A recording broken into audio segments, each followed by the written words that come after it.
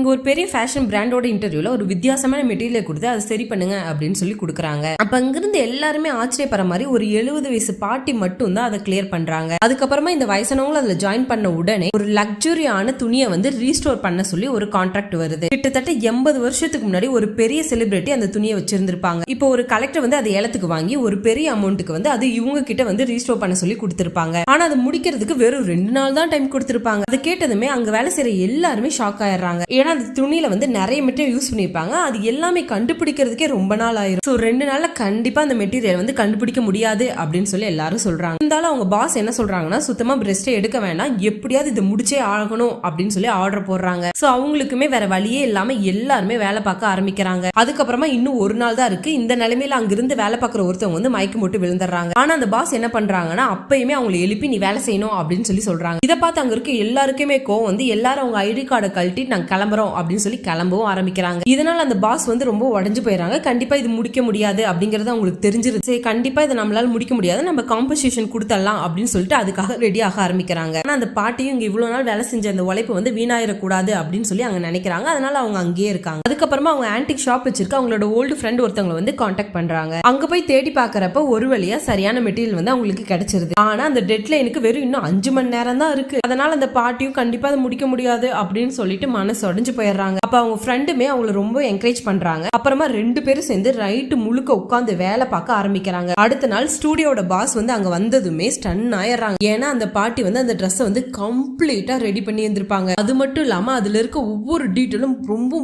பெர்ஃபெக்ட்டா ரெடி பண்ணிருக்காங்க. இதனாலேயே அவங்க எதிர்பார்க்காத அளவுக்கு அவங்களுக்கு அமௌண்ட் வந்து கிடைக்குது. ஆனா அந்த அமௌண்ட் எல்லாத்தையும் அந்த பாஸ் அவங்க வச்சுக்காம அங்க வேலை பார்க்குற எல்லாருக்குமே போனஸா கொடுத்தது மட்டும் இல்லாம அவங்க எல்லாருக்குமே 1 வாரம் லீவ் கொடுத்து அனுப்பியும் வச்சிடறாங்க.